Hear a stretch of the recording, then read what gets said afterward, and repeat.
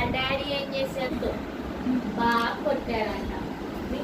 నువ్వు నా మాట వినకుండా ఇలా చేసావు, అందుకే రోస్టర్ వెళ్ళిపోయింది, ఇంకా నీకు ఎలాంటి పెట్టు కొనివ్వను అని అన్నారంట.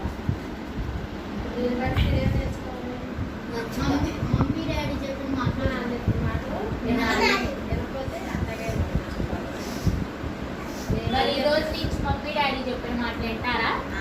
ఎంతమంది వెంటరో చేతులు ఎత్తండి. ఎంతమంది వెంటరో చేతులు ఎత్తండి.